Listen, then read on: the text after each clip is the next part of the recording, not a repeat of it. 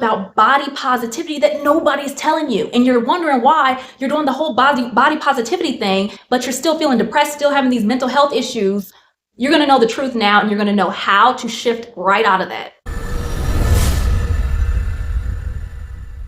I appreciate you subscribing right down at the bottom so that you can be your best and most transformative self, your highest self. Okay, y'all, there is a fine line between body positivity and toxic positivity. Now, the whole body positivity thing, you can take it as, yes, self-acceptance and loving yourself. That is absolutely amazing. And that's where we want to be.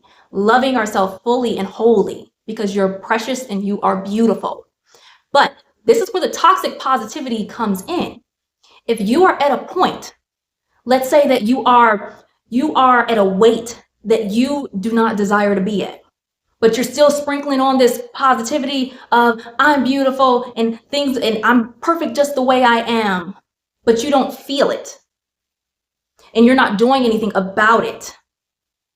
That's where it becomes more toxic, where you're just condoning your behavior. Do you see what I'm saying? And it goes a little deeper than that. Stay with me. The core thing here is there is a core limiting belief that you have going on. Now, I talk about manifestation all the time. And manifestation is not just some magic fairy dust. It goes into the inner development that you got going on. And this goes into those limiting beliefs that you have, which is shaping your behavior and your emotions that you just keep playing out day to day. So it goes to a core limiting belief that you have. A lot of times, now I'm not saying every time, but a lot of times it goes back to a belief of I'm not loved, I'm not lovable. And so with a limiting belief that you got, it's going to, and this is just how a limiting belief works and how it keeps perpetuating itself. You will rationalize and justify that limiting belief by all means necessary. So when the body positivity comes in and you're like, you're 50 pounds where you don't really want to be, and you start saying, this is the way I am, I love being like this, and I wouldn't change a thing. But that is a rationalization and justification of that limiting belief. A limiting belief will always protect itself. And it'll keep showing through your behavior and your emotion. So if you are genuinely, and I mean genuinely happy with the way you are, that is perfect. But the way to measure that is, are you depressed? When you look in the mirror, what do you actually feel? Not what do you say, but what do you feel when you're saying those things? Because that will tell you right there if this is body positivity or toxic positivity. Now I get it, because I was at a point after I had my son. Well, I'm 5'2", and before I had my son, I was 119 pounds. After I had him, I was about 150 to 155 pounds. So that was the biggest I ever was. And y'all, I was quite depressed, and I didn't want to take pictures or anything, didn't want to make videos. And at that time, I don't even think I had my business yet. But anyway, I didn't want to be on camera, period. And if I would have just stayed, if I would have went on body positivity wasn't like a trend back then, but if it was, and I would have hopped on that train, that wouldn't have made me feel any better internally, because you can say all the glitz and glamour and beautiful things, but that does not change your inner. It doesn't change your inner world. It does not change the way that you feel about yourself, because you're not actually addressing the issue. The issue is that belief that you got going on. And you keep feeling depressed and upset when you look in the mirror because you are resisting what you actually desire. If you actually desire to have a fit body, or just to be 40 pounds lighter, or have defined abs, or a defined glute, or defined glutes, if that's what you want, the worse that you feel about it means that you are resisting that. Do you see what I'm saying? You're resisting what you desire. And like I said, the limiting belief that you got going on, we're just going with the example of I'm not lovable, I can't be loved. You're justifying it. You're justifying that belief and rationalizing it so you can keep it going over and over again throughout your day. Every moment of your day, you're going to keep justifying and seeing this limiting belief show up. So then when you actually go in and see how that belief is associated to a time when you were younger. What did your parents do to make you feel unloved? What did the kids in your school do to make you feel unloved? What is the actual issue? Because I can tell you right now, the issue is it's not even. It's not just about what you're eating. Now, on the surface, it is. We'll get to that in a minute. But the real issue that's going to have you in the mindset and embodying the version of yourself that is that fit person, that is that goal weight, that right there is going to go back to the beliefs. Once you shift that limiting belief you have and address that inner child, then you will start embodying the version of yourself that is that fit person, that is 40 pounds lighter. What does she do? Does she actually eat pizza every day? Does she eat burgers and fast food every day? No, she doesn't. And you would embody the version of yourself who eats the stuff she eats. You would think the way she thinks. You'll feel the way she feels, and you'll believe what she believes. She believes that she is healthy, whole, and perfect, that she's on the right track. And you'll feel that to your core. I want you to ask yourself right now, just answer this question. I'm gonna give y'all a series of questions. When you look in the mirror, how do you feel when you see yourself in the mirror? When you first wake up, how do you feel? Okay. Second question. When you are talking about this body positivity stuff, how do you feel? Not what do you say, how do you feel?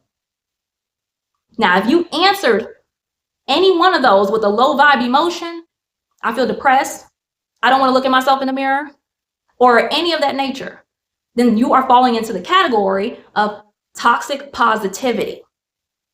And it's okay. You're aware of it now, which is great. This whole thing is about awareness. And you can love yourself in the process of being at your desire. I'm not saying don't love yourself, not at all. We want you to love yourself. That's what we want. That's the goal. You should love yourself. Absolutely, because you are whole, perfect, and amazing. But take a look at where you're at and take a look at your desire.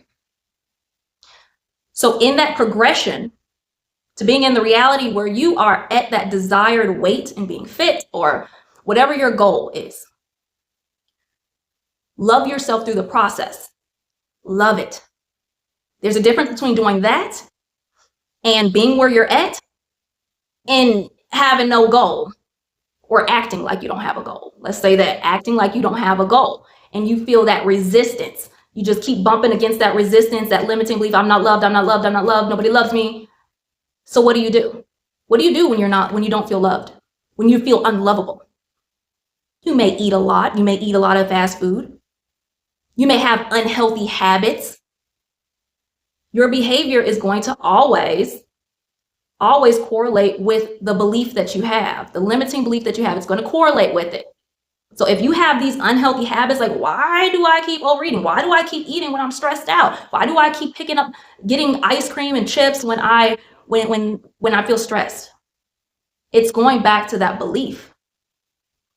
So once you address the belief, then that behavior will start shifting because you will start establishing new behavior that embodies the version of yourself that is able to handle stress in a different way, that sees stress, gives a new meaning to stress and challenges in life and obstacles.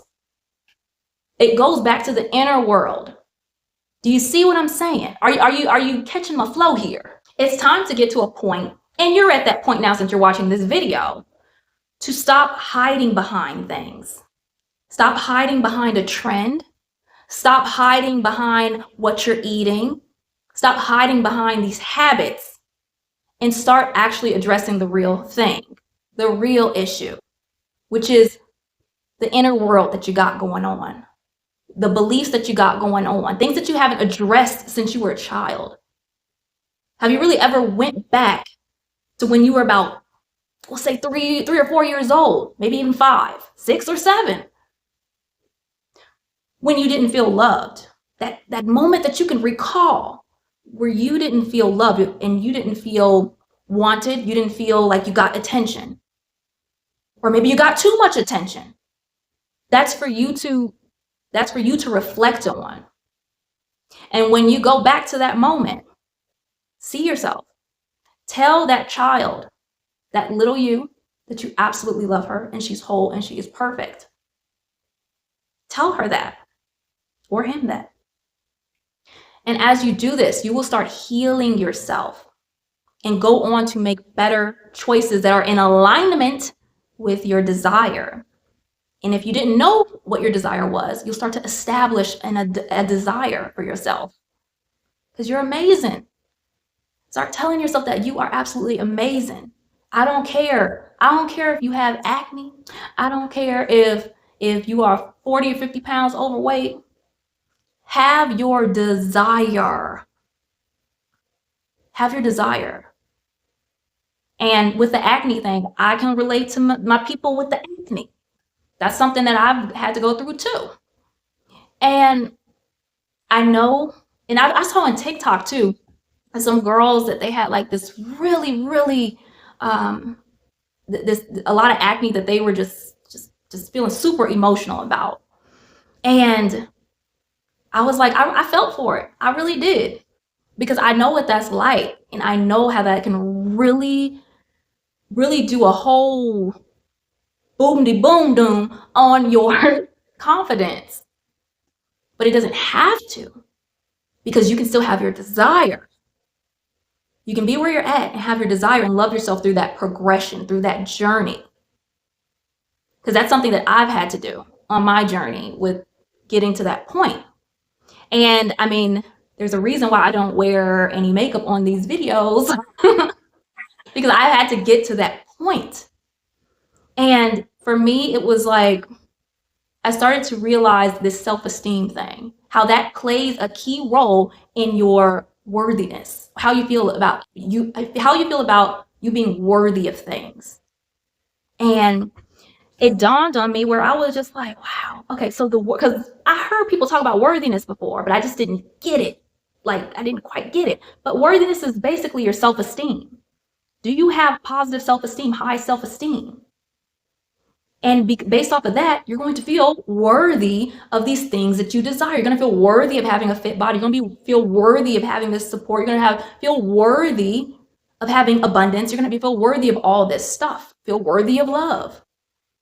So when you're doing this, it all correlates. And that's what I talk about with manifestation. Yeah, so sure it can get like woo-woo-y and stuff, but like I said, it's not magic fairy dust. It's things that you're actually doing in your inner world so that you can shift your reality and see things on the outer world that you absolutely love.